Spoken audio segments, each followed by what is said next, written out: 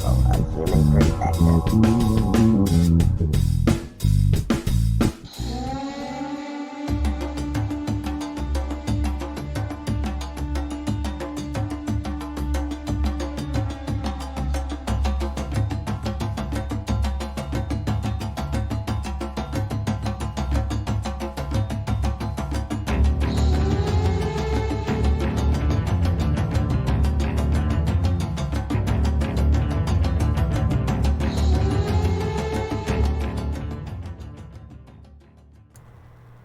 Welcome to Unbiased and On the Fence. I'm Shane. Thank you guys so much for joining me on this wonderful Saturday. What is up, Eileen?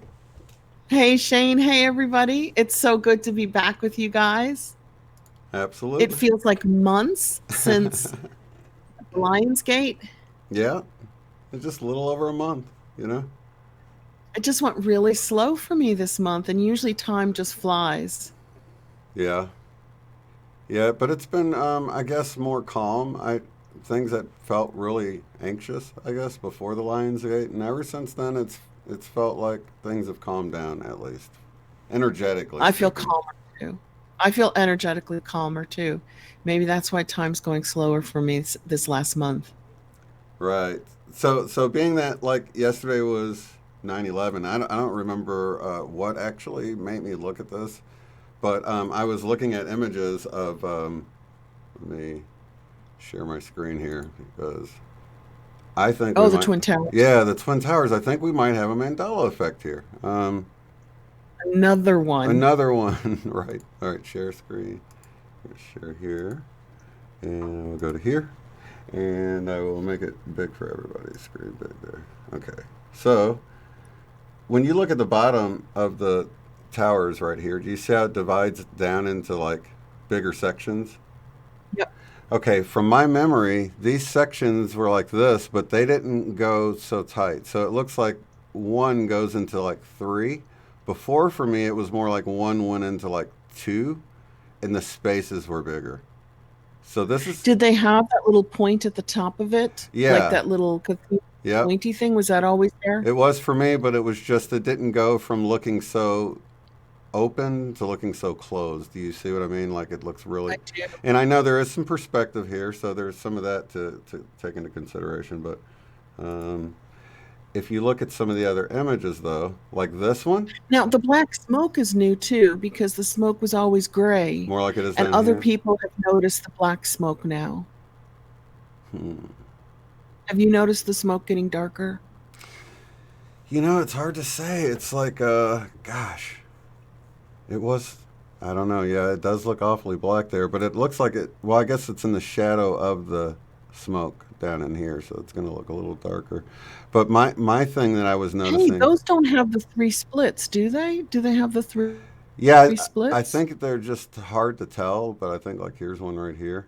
But what I noticed before is that now that they come closer together, it seems like there's more horizontal features to it rather than vertical. It seemed to be really vertical to me before, almost like corduroy pants look, right? So there was like absolutely really and that sharp lines going up and down. And now, yep. And look at this. Yeah, this is a model of it. And look at the lines are pretty. It's pretty grid like. It's well, it says 33. If you look at the split, yeah. That now says 33. That's interesting. Yep, I see it.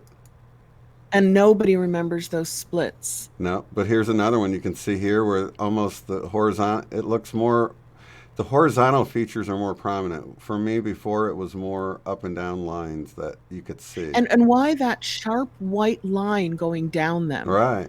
That's really new for me. Yeah.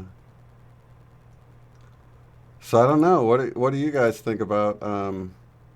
I wish I remembered the like base here, of it. okay. I was there. Do you see how here you can once. see that the lines are prominently seen because we're close enough that we can see them. But before, you used to be able to see these lines from a distance. You know, not super far, but you know. I get what you mean. So it's changed the texture of the building because the lines are closer together. The lines used to be further apart, looking like corduroy jeans. Exactly. So here, yes. You know, it's yes, just... I do remember that because I went to the World Trade Tower, but I was like 15. Right. and I'm 59, so we're stretching my memory. But yeah, I'm trying to find one that's sort of this middle distance where it used to be you could see, pretty easily the up and down lines. The Like lines, here, yeah. there's just more left and right. It seems to me. I don't know if I actually need to actually open an image and new tab. Well, the Twin Towers, like many things, definitely keep Oh, morphing and changing. yeah, and it's So just I we don't know just what we're going to see that's different next year. exactly because it seems to change every year. It does. Let me see how big And this one is. No, that's not to get too political, but Ben Swan did a video on Truth and Media on Building 7. And I don't know why it's taken this long. What, 19 years? yeah, He says 18 years by mistake, and everybody's like, it's 19 years. But engineers are proving how Building 7 was a controlled demolition instead of it just caught on fire and fell down. mm-hmm, Remember, because it came down after the towers. right. Here it comes through a And little bit, but yeah, I can see some lines there, mm-hmm. but they're definitely closer And together. there's more left and right that it was besides those three lines that we noticed, it was all pretty much up and down for me. I didn't see all of these horizontal lines in there, other than the three that was pointed out about a year ago. So it really depends And how if the there's light no catches it. meaning behind the change, why the change? Why are these buildings constantly morphing and Well, changing? I just think Maybe there's the we'll keep up. intelligence of it being at the time of, the shift happened right around the time everybody's paying attention or looking up the images. Yeah, that's what I was just thinking. Maybe because everybody remembers these towers because of what happened, so it'll wake more people up to the Mandela effect if the towers keep changing than say if some random building in New York keeps changing, nobody's going to notice it because nobody remembers it because nothing big happened there. Exactly, yeah. See, there's the white smoke. Oops. If you go back. Oh, yeah, yeah, yeah. I can see. See, so you can see the lines, but do you see how close together and What? The close ups used to have yeah, huge windows in between yeah, those lines with people standing in them in the windows. yeah. If you zoom in, those are not huge windows anymore. I don't know. It's hard to tell without a person there, but still, I don't know. Still, there's so much definition left and right, horizontal. It didn't seem so broken apart like that to me. So checkered in, Interesting. in spots. But anyway, it's strange. I just thought I'd bring it out because I noticed it, and I don't know if anybody covered. Actually, I sent an email to Evan, so we'll see what he thinks So, about it. related to this, a whole bunch of uncensored platforms are opening up. I hope they're uncensored. One is called ISE, Mm-hmm. and it's for real news, not censored news. And then my sister Leslie sent me MeWe, Mm-hmm. which is a new Facebook, uncensored. So I have two feelings about it. I'm going to sign up for all of them, and there's like nobody on there, Mm-hmm. that I know except for my sister, which is fine. Everything has to start from a seed and grow, Yeah. but it almost serves the ruling elite by getting all the truthers off of Facebook and off of YouTube onto a platform where the public is not over there. And the public will never go there because the public don't think they're being censored. Right. They're just doing their Facebook and watching their YouTubes and their TikTok and their Instagram. And they don't realize that the information is heavily censored. So they're not desperate to go to new platforms, but the truthers are. Yeah. And in a way, it segregates us away from those who might hear us who don't know. Right? No, let's see. So, Morgan said I've heard MeWe is dark. I got on MeWe about I want to say 2018, and I don't really get on there too much. I'll check it every now and then, hey, but Morgan, but there's quite a what did few she people say? over Is there. it censored or not? MeWe. Uh, she's heard it's dark, so or he or she. Dark as in, I don't know. I don't know whatever that means. yeah, I get you. Is that Morgan with an H or without an H? I know With too. an H. Anyway, Yeah, with an H. with an H. Yeah, I get what you mean. But I'm such a truther now that I suspect everything all the time. So if somebody comes up with a platform going, "Oh, come here, it's completely uncensored." I'm like, "Yeah, right. Prove it." Well, I want to say BitChute is the one that seems to be, people are putting videos up and they're staying up. That's kind of how I'm doing it. I'm just kind of seeing where people send Isn't BitChute people, like a and gamers, or is that the other one? that's Is Twitch. BitChute for gamers? Well, there everybody kind of has a little bit more than that, but yeah, Twitch is mainly that. BitChute is no, I think BitChute's got everything from what I've seen. I haven't seen any gaming BitChute stuff actually.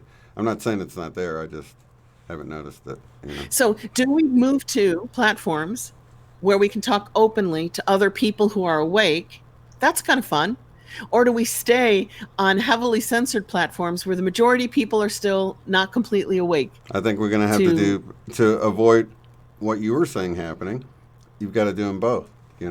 God doing both. Got to have your weekly show or whatever on the one, and send people over to the other one for the juicy stuff. That you can't hear on YouTube. Yeah, got to do both.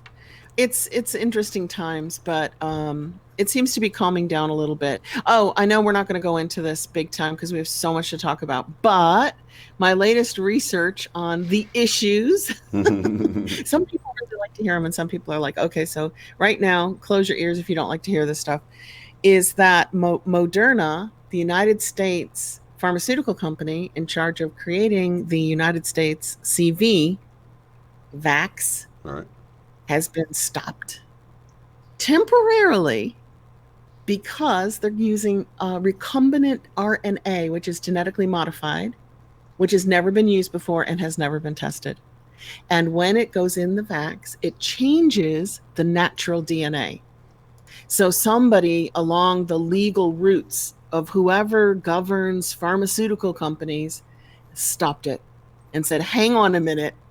This is a huge experiment to put genetically modified recombinant RNA that modifies the human being's DNA without studies. Yeah. No, thanks. So we can all applaud that. We can be like, yay, we've got a temporary halt on that. Exactly. So that's good. Yeah, that's a beautiful thing. Oh, you also found another great bit of residue that we want to share here. Yes, my sister Leslie found it on season 1 of the 6-pack DVD, 6 seasons, and it's Sex in the City. Yeah. On a DVD pack where you get to buy 6 seasons, and if you put in season 1, which is on the first DVD, everything says Sex and the City. And then as soon as you pause and it's uploading or downloading, you get a splash screen. That we see right here on the screen. Which we're going to see. Can they see it now? Yep, it's on there right now, yeah. Sex in the City. Every time you get Sex in the City, even though the DVD itself on the DVD and on the packaging says Sex and the City. Whoever orchestrated the Mandela effect changes didn't get to the splash screen. Well, see, I think this kind of gets back to what I was saying about human consciousness getting into it. And the fact that I've worked in the graphics design field and logos and stuff like this, And, typically if somebody is using a font that's not too different from something that I can just grab and I don't want to go and, try to copy it over and it's easier just to type it in, I might do that on a splash screen or something because I know people aren't really paying attention. So that's probably what happened here. So this could have been grabbed from somewhere else. Right, like somebody said, we need a splash screen. Yeah, they said, we need a splash screen for this. The guy went in there and just found a text that was similar to that, typed it in there, was done with it, and then it didn't get changed because he did everything from memory when he typed it in there. He didn't copy it or trace it or, just take the logo and put a GIF or a JPEG of it in there. So that's what I think anyway. It's just wonderful when residue pops up. It's just nice. Yeah, it's awesome. It's awesome. Okay. And it's popping up less frequently now that AI is in the online platforms of like Google and Facebook. I think like AI is so smart and so powerful, and not as powerful as humans, of course, that you can like direct it to change something with a click of a button that will quickly go through all the data on Google. And Tulsi Gabbard's lawsuit against Google showed us that Google runs 95% of the searches. I don't even know who's doing the other 5%. Who would that be? Like Yahoo or something? Or DuckDuckGo? DuckDuckGo uses Google. Right. It's like even all these other companies, they still go back to Google, which is phenomenal in terms of the data Yeah. that it's collecting. But in the olden days, we used to go online and search things and we could get alternate information. And now, if you go on and search something like medicine or you know, natural cures for something, all the alternate stuff is buried. You just can't get to it. You get the pharma, the mainstream, you know. Right. It's harder to get to alternate information now. Have you found that on Google?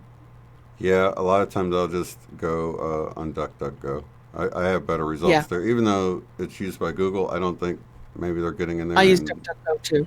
yeah, Supposedly they don't track you, so that's good. Maybe. I mean, who cares right now?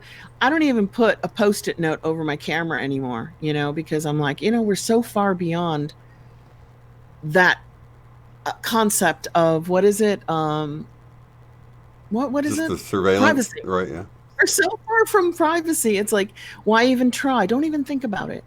Concentrate on the stuff that's good, transform the stuff that isn't good, and keep trucking on. Keep moving and growing what is good instead of getting sucked back into what's not good and getting stuck there. yeah.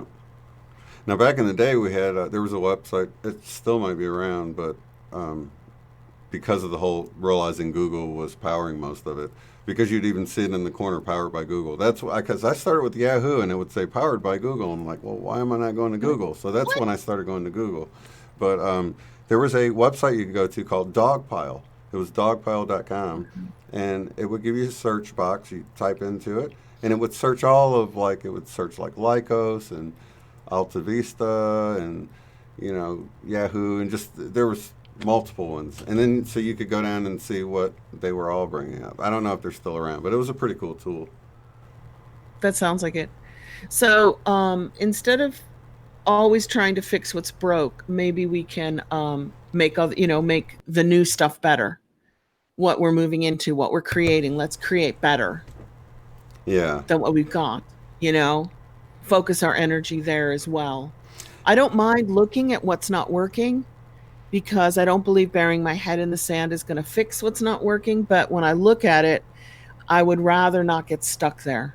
yeah, yeah. You too.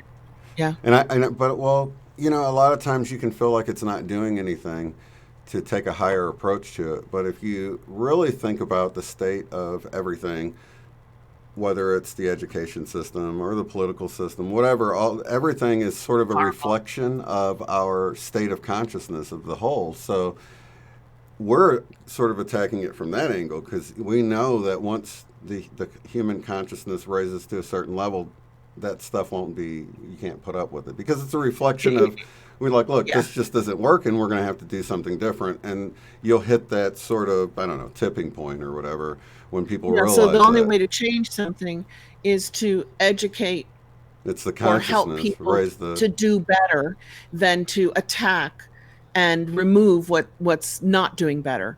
Because if you keep going back to remove it, you're not moving consciousness forward. I totally get what you're saying, but it's not an approach of don't look at it because it's upsetting. right? You do look at it and you go, wow, that's not working for me. And then maybe by acknowledging it and Mm-hmm. saying, I don't accept that, maybe that is enough to put into the collective. Yeah, There's a better way. There's a better way to do this. exactly.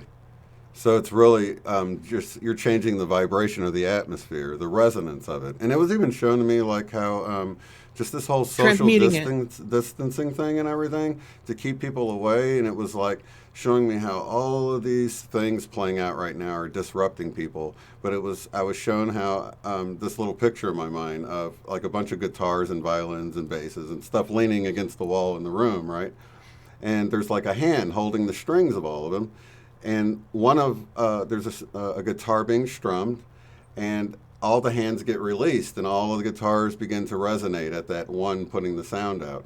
And this is what this whole global thing has done is sort of remove the hand from people's strings. They don't want us together because we're vibrating the higher vibration, and they're just the individuals that don't get caught up in all the chaos and get sucked into that and can maintain that higher vibration can pull those energies in and get everybody's strings ringing. You know what I mean? So I totally get that's it. how I saw But it, in it's meditation. not running away from the guitar, and it's Mm-mm. not running away from the strings. It's facing everything that is in your reality bubble fearlessly Yeah. and transmuting that which you don't agree with your higher vibrations and love. Because if you start to try to run away from everything, that's a fear response, and that doesn't transmute what you don't like. All right. So that's the hard thing, is we've learned how to do the middle ground, the Buddha, the middle ground, where we're walking down both paths. And hopefully, I think we are. I think we're moving everything forward, because the fact that so many people have woken up now because of the dark overstepping its bounds too much, too fast, too soon. Boom, bunch of people woke up and went, I don't agree with this. This is not what I want in my reality. And unfortunately, we have to put up with the collective reality as well. Because if we didn't, we'd be off on New Earth right now and everything would be perfect. Right? Right, but it's like the hands have been removed, the strings are starting to ring, and people are starting to take notice. And like you said, it's like the same way we look at things and say, you know what, that just doesn't work, because it forgets about this section of people, or it's just not fair to this, or whatever we can see that's wrong with it.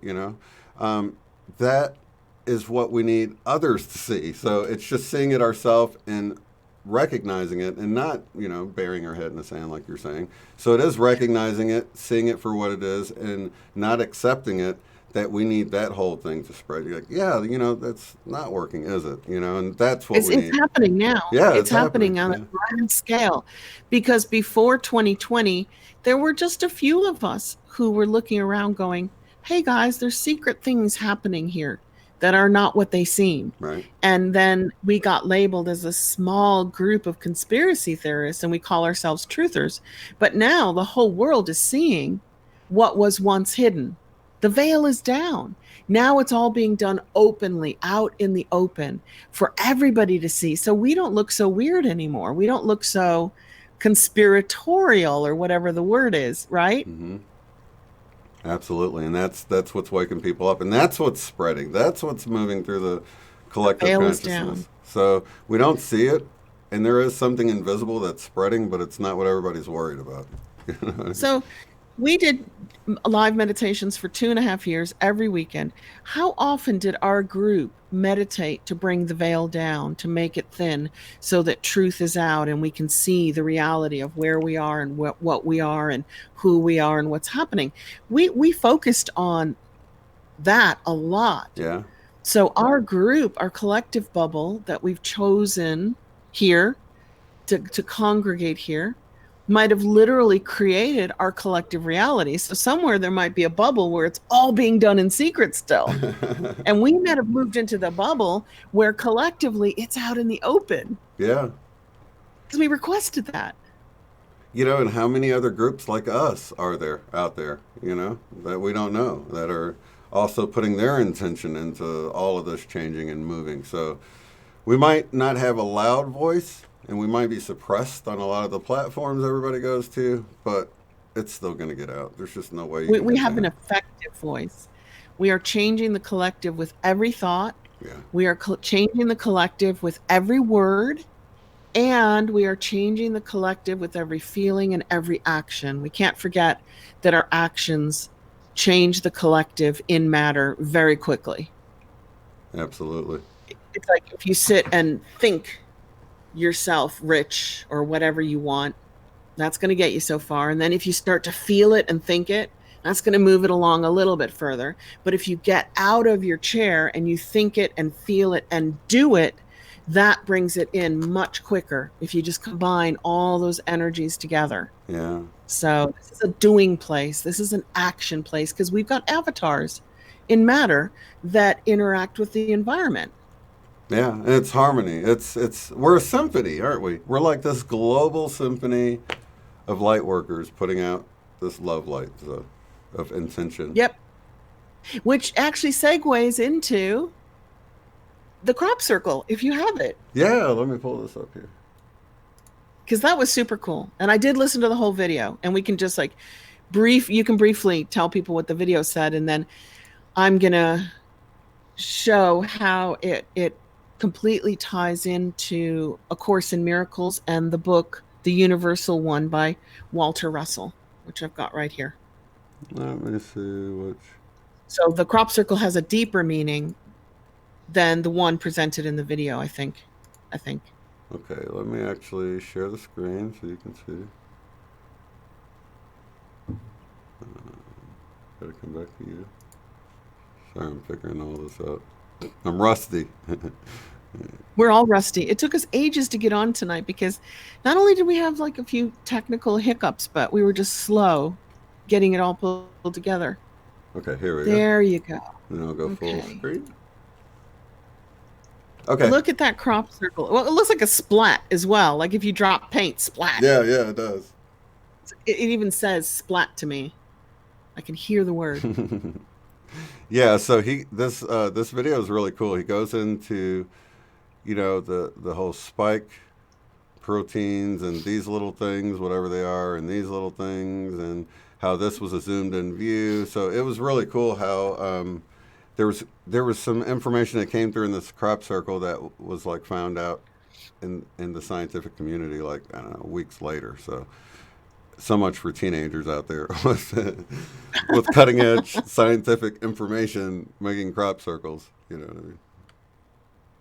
So he was, tying it into the coronavirus, if we're allowed to say that, which is a SARS, like H1N1 and swine flu. It's all related. Okay. So I saw that picture, that crop circle, and I saw this book, which I'm halfway through. Has anybody in the chat room? Let me bring it back. Yeah. Can you keep up the crop circle though? Because I want to show the book and then show how the crop circle works with this book and this theory. It's called The Universal One.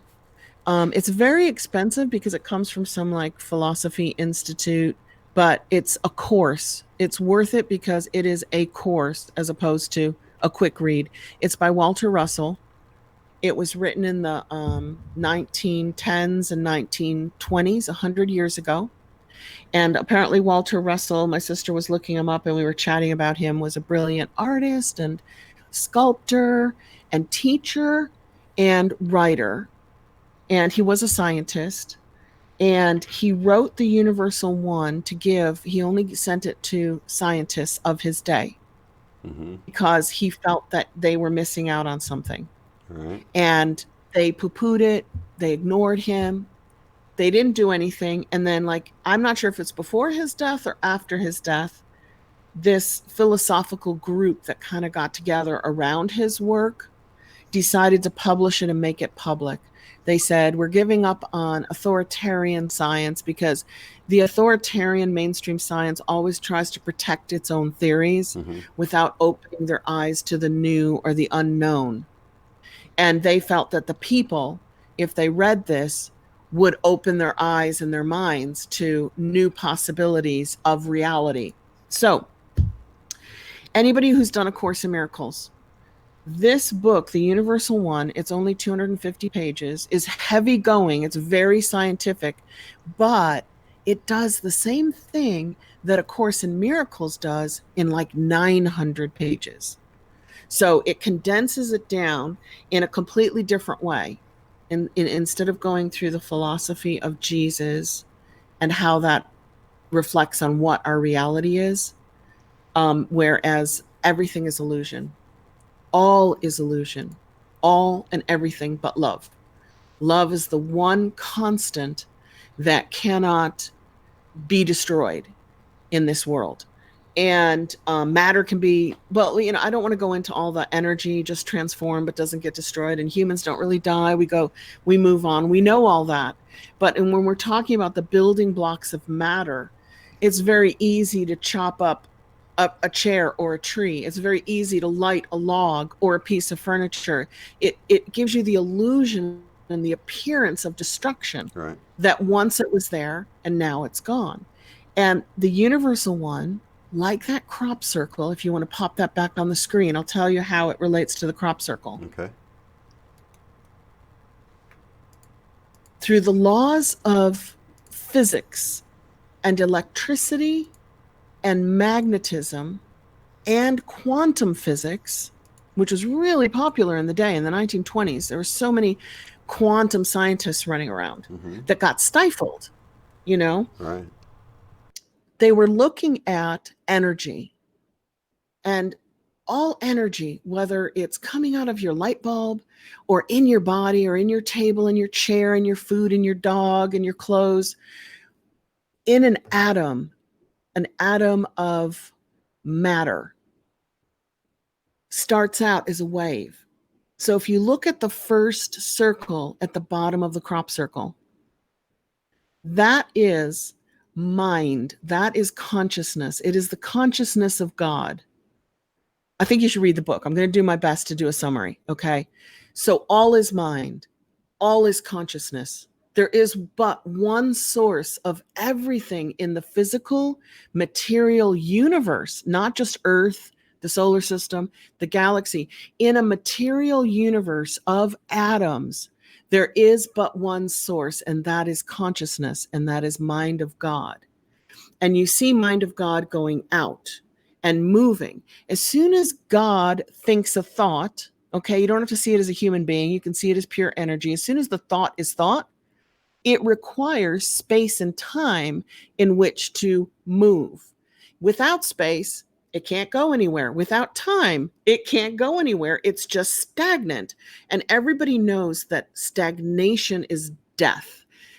If it doesn't move and it doesn't breathe and it doesn't have space to move, it's probably dead. You can see that when an insect is running around and then an insect is dead, it's just stationary. So that is the thought, the original source, the original thought in that little circle, now suddenly moving through the created space and time, which is created just so that the thought of God can be thought, can exist. And as the waves move out, they move out into, you see that one circle, that could be, you could consider that the material universe, or you could consider that humanity. You've got something going into something bigger, something that's collective. And as the collective branches out, you've got the individuals going around it. And if that is humanity, we are the little points sticking out. And when we look at each other, from our perspective, I go, oh, that's Shane next to me. It's a little blob sticking out of humanity, right? And you go, oh, that's, Eileen, so-and-so. Yeah, that's Eileen or whoever. So we think we're separate because we look around us as the outside blobs, and we appear to be separate because that's an illusion. Yeah. If you look at it, we are all part of humanity, which is the bigger blob. And if you look at that, that is all stemming from, if you go down the stem, source. Exactly. So that's what A Course in Miracle teaches over a period of like 2 years. I did it in 14 months, but I was cramming it like 4 hours a day. And that's what Walter Russell, the Universal One, teaches. In fact, if you go back to the book, I'll show you the icon, and you'll see how the icon relates to the crop circle. All right. Whoops. So, can you see the icon? Yeah. Oops. Move it that way. Yeah, there you go. Are we good? That's really good. So in that spiral goes forever. It's infinite. Are those words because in there? source is infinite. Source, what's that? It looks like words in the spiral. Are those words? Yeah, words and numbers. Numbers come out of it. Words come out of it. Particles, chemicals come out of it. It's basically the infinite thought of God that has no beginning and no end, spiraling into matter. Right, okay. So if you read his book, which is a course on electricity and magnetism of the wave that makes particles, that makes matter, eventually you're supposed to be able to use your mind, which is also the mind of God, because no matter how far you separate yourself from source, you are always attached to source. Right. Like that crop circle shows, you always go back to source. No matter how far away you get from it and how little itty bitty all by yourself you appear, you're still attached to the source of all life. Exactly. Yeah, I always see it like a tree and we're leaves on it or something. Yeah, the leaves on the tree. Yeah. And the tree is the body of God. And right. You can be a leaf dangling going, oh, I'm a leaf. I'm not a stem. I'm not the bark. I'm not, Yeah. the trunk. But you're hanging from it. Right. You're not separate from it, right? Right. So if you read this, we're supposed to evolve and grow to the point where we become creators on earth in matter. We become an extension of God. We do not become God. We do never supplant God. That'd be like saying my fingernail has supplanted my whole body and Right. now I just exist in my fingernail, which would be ridiculous. So once we understand the connections, we should be able to create in matter as an extension of the creative universe, material universe. So And there's a lot of hope in this it book. kind of reminds me of that whole thing you're talking about, the blob and the book, the whole seed of life or the flower of life. You know how the circle moves halfway and then it keeps extending around. And then you have like the 7 days of creation and the seed of life, and then it spirals around into the flower of life. And that's when all the circles are creating all the little And it never mandolas, stops. right? It never stops. It just keeps going and going and going. Kind of like that video that we were you're going to watch. You started watching it on the precession of the equinox appearing to be the sun rising in different constellations, but really it's the sun and Sirius revolving around Arcturus, and all three are revolving around the Pleiades, and so on, to where this is all illusion. We only see our perspective, but the truth of it is always something much more magical and fascinating than what we can only see. Yeah, I only watched a few minutes of it, but it looks fascinating. Yeah, and I will go in to the comments and I'll drop a link to that video. And if you can drop a link to the crop circle, Yeah, I just did in the chat, you guys, so I'll put it in there. awesome. Awesome, awesome. So, yeah, it's got me doing some heavy studying and heavy thinking about how one becomes many. And I have a theory. I always get back to this theory. I'm starting to feel like our evolution is the spiral, just like DNA is the spiral and stars are spiraling, and, everything goes back to that. What's it called? The golden ratio? Is that the spiral? The helix. Yeah, what's that called? Is it Oh the yeah, golden ratio? yeah. Is The that the golden spiral? ratio, or yeah, where it Sacred spirals geometry. in. Yeah, So as we figure out our environment and see through the illusions of it, I think we get to keep spiraling up into greater and greater understanding. And in order to achieve greater and greater understanding, we have to have new environments. It goes back to that video game theory of the universe, where once you've reached that level and you can do it with your eyes closed, you need a new level. You need a new level to challenge you that you haven't figured out yet. exactly. And we're always wanting it to get easy. Guess what? If it does get easy, that means it's going to get hard again, right? Which Because we go to the means next level. which means we might not go up a level based on whether we're good or bad. We might go up a level based on how much of the illusion we can see through. We're like, whoa, that's not real. That's not real. That's not real. I'm not going to participate here anymore. And once you stop participating in your environment, you need new challenges and you need new levels to entice you to learn more. Right. And I feel And like then, when we go like, up a level, it's not going to be like the same thing harder. I think it's going to be a whole new host of lessons to learn. You know what I mean? yeah, not harder, but I don't think it's perfection. I don't think we go It's from earth experience. into perfection of just being, because I don't think we're ready for that. But I think I don't think we're ready. we're already perfect, and we just don't realize it. You know what I mean? That's supposed to be the jump from A to Z. If you realize all time is happening at once and you realize you are already perfect, then you might just go back to source, because being in different environments as a being might not be necessary if you already know that you are source and you're part of source and you'll never be separate from source. Hmm.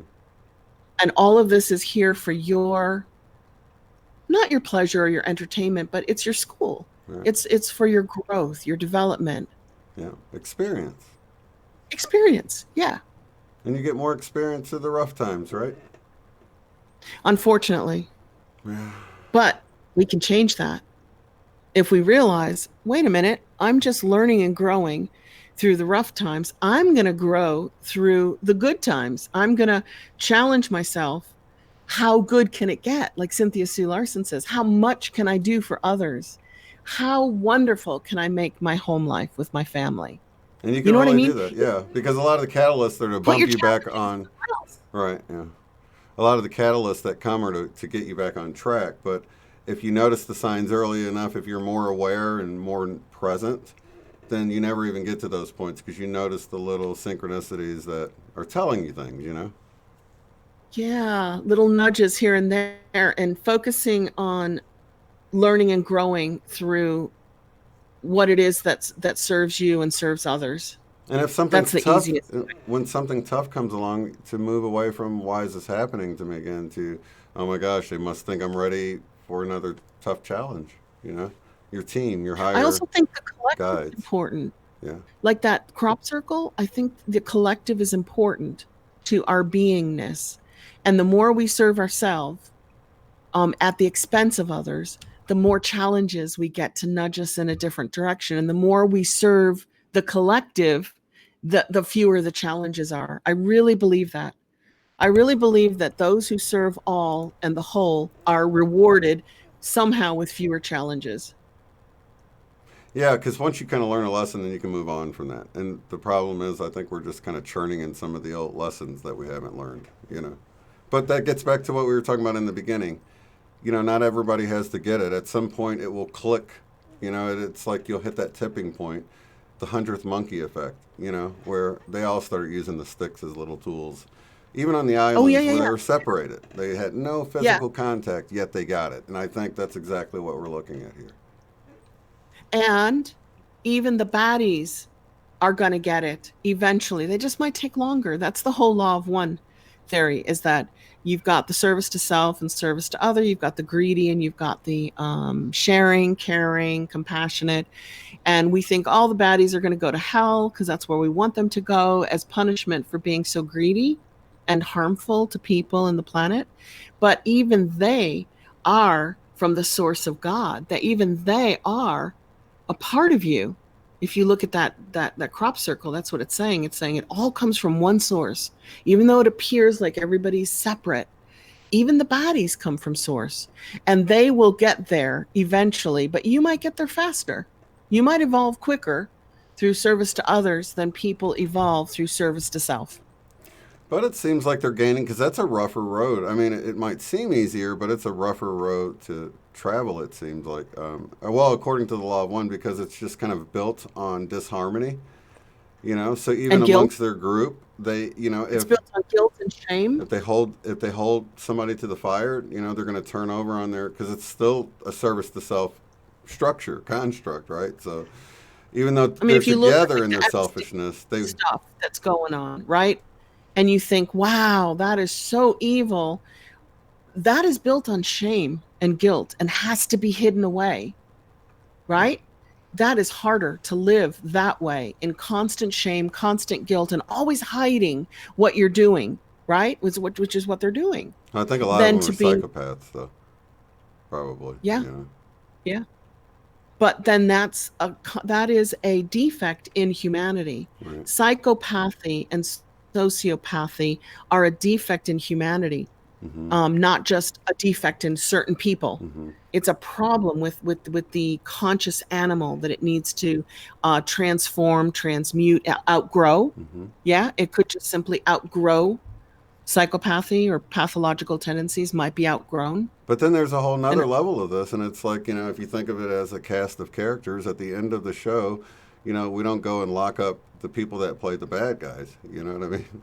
So, I mean, there is that pulling back from it, you know, at a certain point. but I think they lock up themselves, because if that retards their, not retards, stunts their evolution. So because of being stuck in the illusion of negativity, it stops them from growing more than the person who is not stuck in the illusion of negativity. They get to grow faster. It's kind of like matter is slow light. It's condensed light. It's heavy light. It's a heavy plasma. and then eventually it becomes solid. That doesn't move so fast as pure light does, which has not got the density and the slowness and the heaviness of mass. That's all in this book, The Universal One, where he's showing how everything is light. Even the hardest table, it comes from the source of light in its atomic and subatomic and quantum structure. When did that book come out? 1920. And it's Wow. 2020. So everybody, I Wow. mean, yeah, it's expensive, but if I'm lucky, if I can read 10 pages a day, it is a course in magnetism, electricity, and the source of energy. You know, it's interesting. I keep finding this stuff from the 1920s, 1930s emerging that it's like, how did they know about this 100 years ago? Tesla? That's Tesla's like era. Well, I mean, there's some pretty strange things. You know, the whole "a kiss is but a kiss." That whole song. There's a whole verse to that that's like sounds like it was written today. You know, about Einstein Really? and I didn't know that. I'll yeah, have to look it up. as I'll time have goes to by as lyrics. time goes by. Yeah, so yeah, it's just a lot of strange stuff with that. So it makes you wonder though, because it's 100 years ago. It's just now coming out, and if I remember right, somebody that knows the law one a little bit better than me can let me know Paulo if Pinto, Spirit right. Walker, Yeah, knows the but I'm pretty sure it backwards was and forwards. the law one that talks about everything being light, and we just hadn't moved to that point of understanding that yet, but we would in like so many years or something. And I was like, everything is light. What's this about? And now you're talking about Everything this is 100 light. years ago. Our thoughts are moving in light, and light is not light. If you watch Thunderbolts Project and Theoria It's just our eyes that Apohasis, perceive it the way it does, right? we perceive it as light, but it's not light per se. It's time and space and an energy moving through time and space to create the perception or illusion of light, much like a meteor comes through Hits the the atmosphere. atmosphere Hmm. and creates the illusion of this light. If you didn't know that was just a little meteor, you would think that that was a massive light coming through the air. Yeah, and it was like that with the And it's comet. the friction, it's the heat. The comet itself was small, but it leaves this massive glowing tail. You know, that's yeah. Yeah, that's the friction between something moving through time and space, which is not empty. It's full of plasma, it's full of energy, that background, the field. Hmm. It's full of, the matrix, the field, whatever energy that is that connects everything and all of us in a material universe. It makes us connected to the furthest star. We're never ever separate, just like a leaf is never separate from its tree until it falls off. And when it falls off, it dies. As long as it's alive, it's all connected, you know? And we see it as light, but it is light, but a light is an illusion. Light is an illusion. That's crazy. Yeah, it is wonderful and crazy to get to the point where you question everything. And if it gets a little like scary or like, oh my God, this is so much to figure out, then just go inside, meditate, and let your gnosis take over because you already know all this stuff. It's linear, so we can experience it. But because all time is happening at once, you Yeah. already understand everything. Hmm. Yeah, and there is this battle that's going on, and it keeps coming up. You know, between a lot of us are information addicts, so it's hard for us not to watch I'm an videos. And information addict. me too. Yeah, and and you can tell It's because like at a certain eating it for point, breakfast. yeah, at a certain point, you can feel it pulling you down. Though you're watching a lot of the same stuff, you feel like you're not getting your fix. Because it's just where's the new information? I need, you know what I mean? And it's just good to just get away from it all and go back where the true To nature. information is. You know, just inside. Definitely. Well, apparently, all the information is inside. And we take the information that we have inside of us and we project it out into the material world around us. Right. So, that's the true illusion is what's out there is the true illusion. What's inside is the truth, is the real source. Uh, So, I don't know if that movie you told me about that you're going to put a comment below the Thunderbolts movie. I don't know if they got into this, but you know when they talk about the way our solar system works, it's more like we're spiraling through space. So it's like yep. from our perspective, it seems like we're traveling around the sun, but in actuality, the whole solar system is moving, so it's like we're kind of trailing behind it. Is that how they see it too? Yes, and I said the universal one, the book by Walter Russell, says everything is spiraling all the time. But from your perspective, you can't see what's spiraling because you just can't see it. It's like we're on the highway and you look over at a car going the same speed and it looks like it's not moving, but you're moving together. So it's that same concept. Or That's you're on right. a highway and you see this little dot of a light, and it looks like such a tiny dot. It's a firefly, but it's not. It's a massive truck, but it's far, far away, so you can't tell that it's not a firefly, right? Right, right.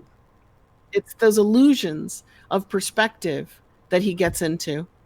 So I'm wondering if, the way you were talking about moving through the energy, if the sun is moving through an energetic portion of space, because I've heard this before, we're moving through some kind of dust cloud or some We kind of are. energetic field or Maybe something. science. And as it's Photon flying through cloud. it, our sun is starting to glow brighter and wider. Or is it our atmosphere makes us perceive it as such? Because our atmosphere, Both. we're looking through a filter all the time.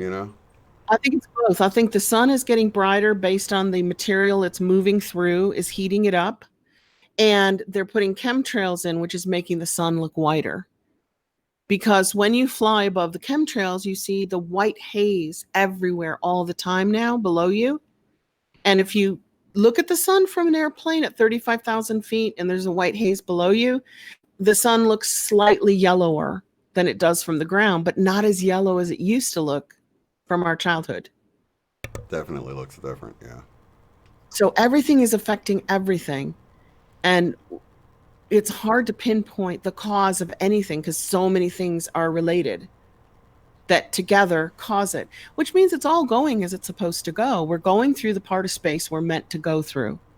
And whatever humans are doing with their biometric ink and their recombinant genetically modified RNA and their chemtrails, that they're only this powerful.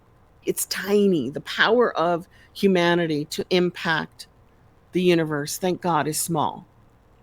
I know we're important because we're part of the universe. That'd be like saying God doesn't need his left toe, his left big toe, but he does, or she does, it does. The energy, the source Right. values all of it. We're all valuable.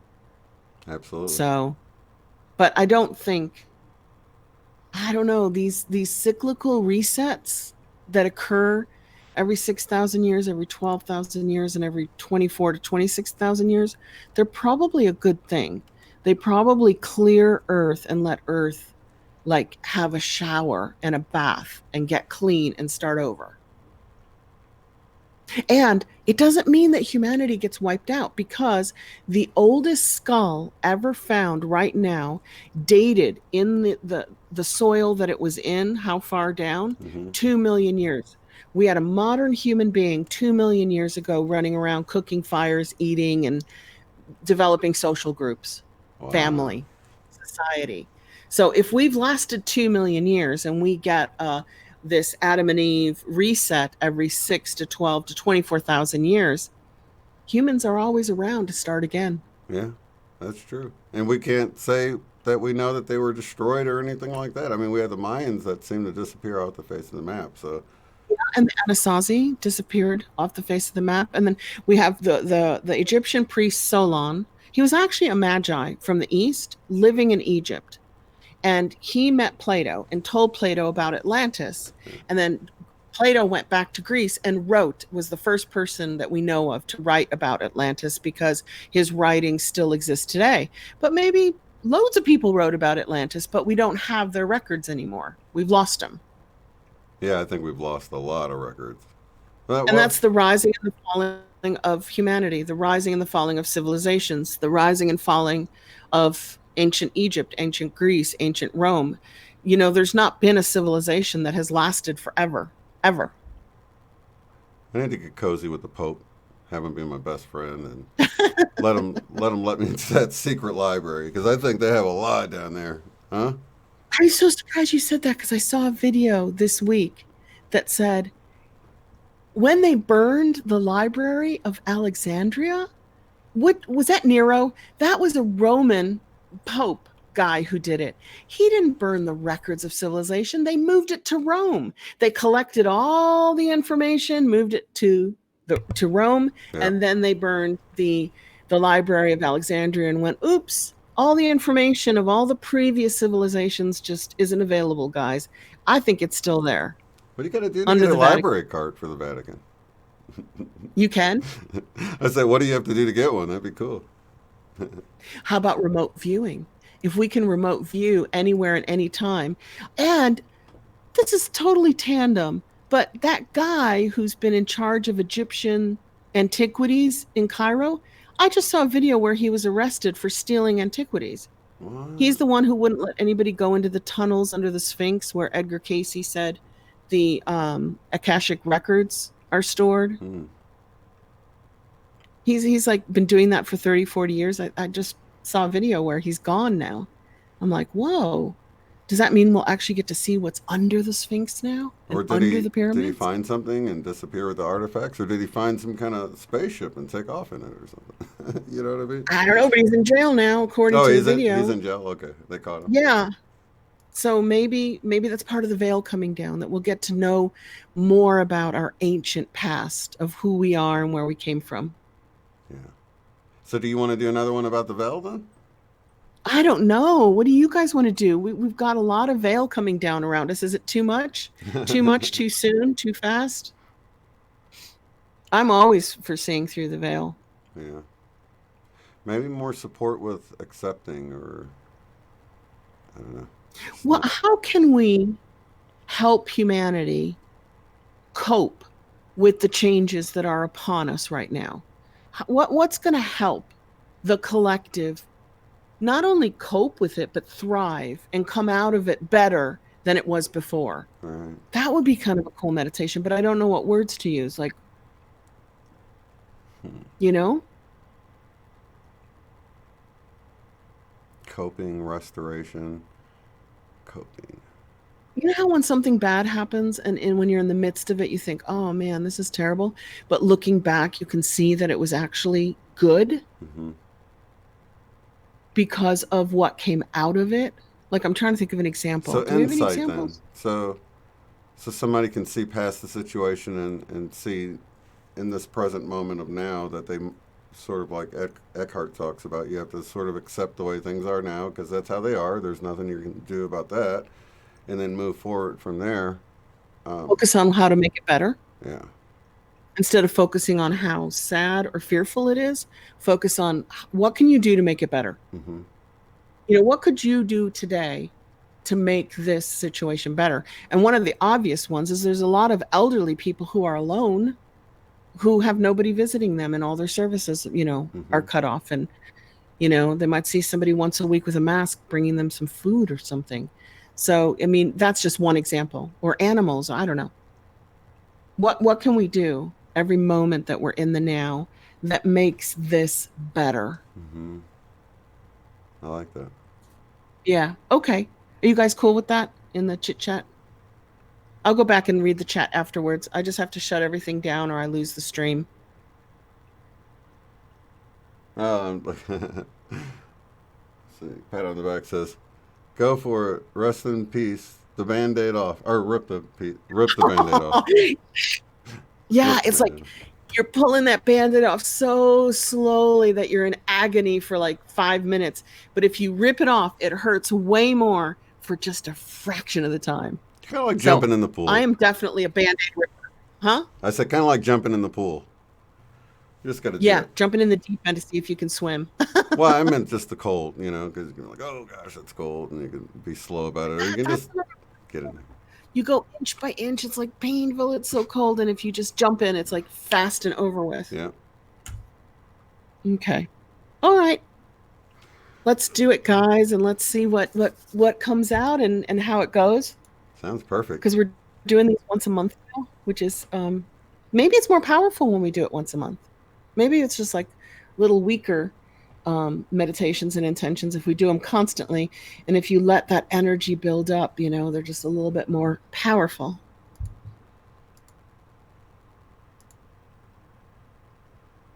Okay, so I'm just going to have some water. I'll put my microphone off.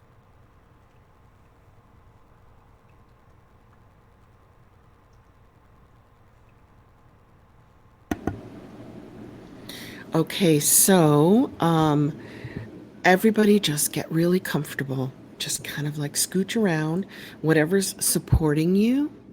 Go ahead and just relax into it. Just let your muscles go and relax into whatever is supporting you and holding you up right now. And don't do this if you're driving or walking or need to pay attention. So take that nice, deep, relaxing breath in. Go ahead and hold it for a few seconds and exhale it all out completely. Really get the air from the bottom of your lungs out. Go ahead and take another deep, relaxing breath in. Hold it. And now let any tension in your neck or your shoulders go out with that out breath. And take another deep, relaxing, comfortable breath in. Let your tummy and diaphragm extend. Hold it.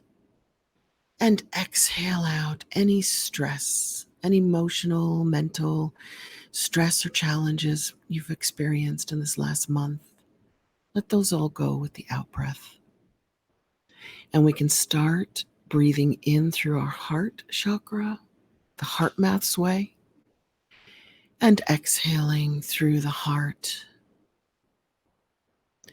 Go ahead and continue to take your breaths in through your heart center and out of your heart center at a pace and tempo that works for you, that really feels comfortable and relaxed. And now go ahead and allow a beautiful, clear, crystalline color come in with the in-breath, any color you like, or the rainbow, and let that color go back out into your environment, filling your home.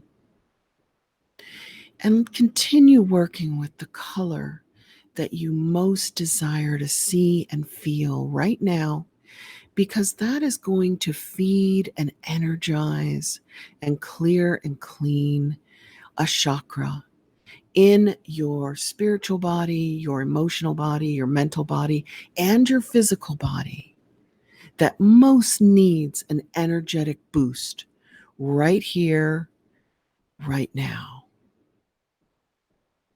Go ahead and send down a grounding cord if you haven't already. Let it go from your root chakra all the way down through the various different levels of the earth. Let it go down until it finds the core, the center, the heart of the earth, where it just spreads out in all directions very quickly.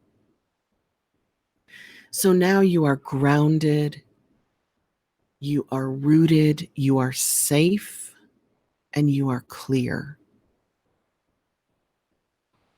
And together, we can join spiritual hands and spiritual hearts, and we can intend together. You can visualize it, or you can just feel it, whatever works best for you. A world, an earth, in which humanity is actually growing and evolving in a positive, collective way. No matter how it appears, no matter what the challenges are and the struggles and any bumps along the way, the outcome of these challenges is positive, helpful, cooperative, compassionate, harmonious for humanity to interact as a collective being full of many beings. Some say 7 billion, some say more than 7 billion. Just consider those little cells in the body of humanity. And humanity is going through some growing pains right now, that the end result will be a healthier humanity, a happier humanity, a more cohesive, and cooperative humanity. So the veil is down, the truth is out. The masses are seeing what we have known for decades or years. And they're going through the initial phases of pulling that Band-Aid off slowly, learning slowly about the reality in which they find themselves existing and being in. And right now, everything is just speeded up, and it's like pulling that Band-Aid off fast. There might be a little bit of a shock or a little bit of a surprise, but very, very quickly, the struggle, the pain is over. It's behind us. It's done. It's done and dusted because we went through it fast. And we came out of it stronger and smarter.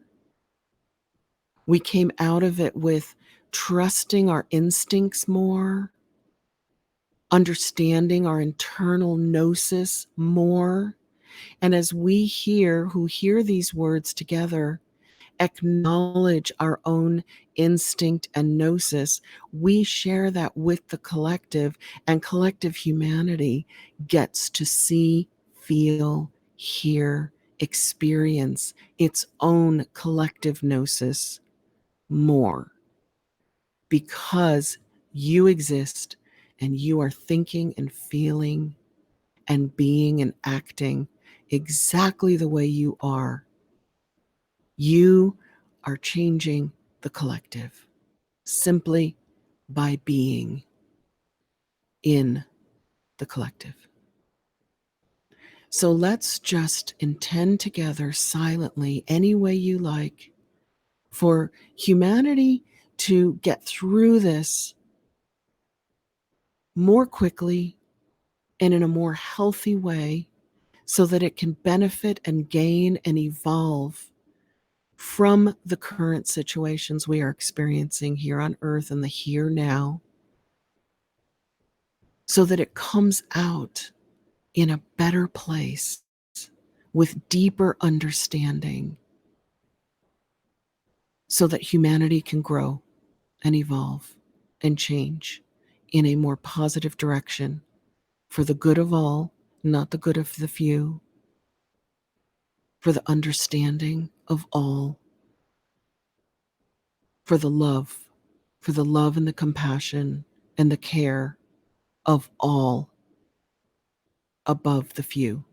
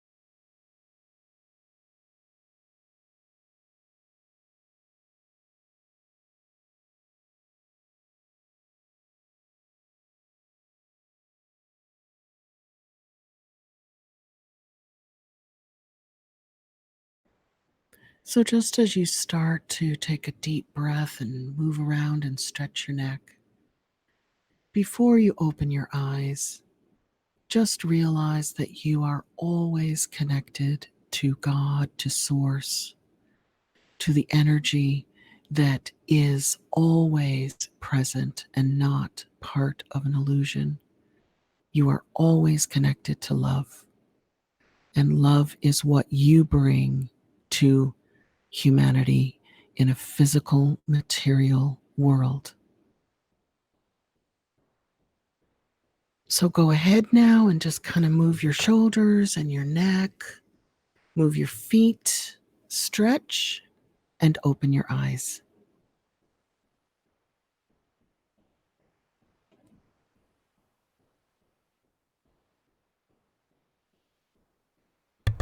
Alrighty, that was beautiful.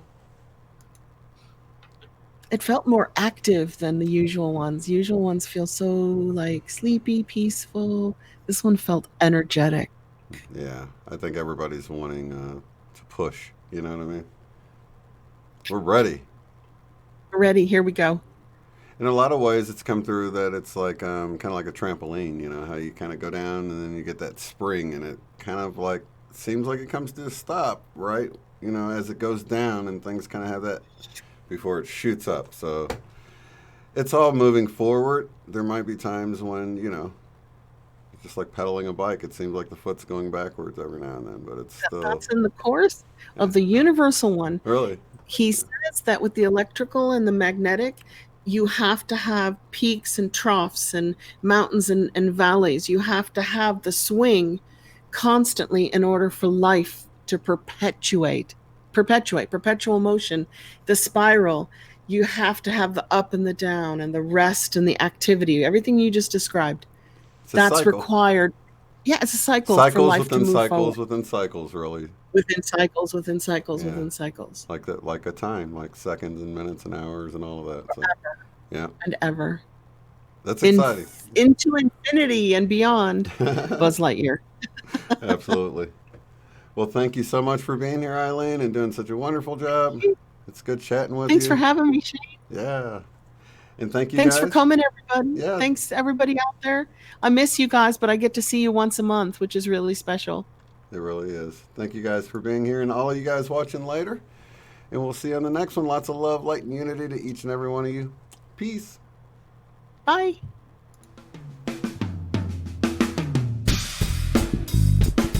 Be sure to check out the website at uotf.net. There you will find the live stream schedule displayed in your local time right there on the front page. Below that, you'll find links to take the Beyond Quantum Healing course at a discounted rate, purchase our book, Mandela Effect, Friend or Foe, in paperback or ebook, or to contact me to schedule a BQH session. At the top of the site, you'll find links to help support the work I do, access the free private forum where you can discuss organizing get-togethers in your area, Mandela effects, and more. Thank you all so much for being here.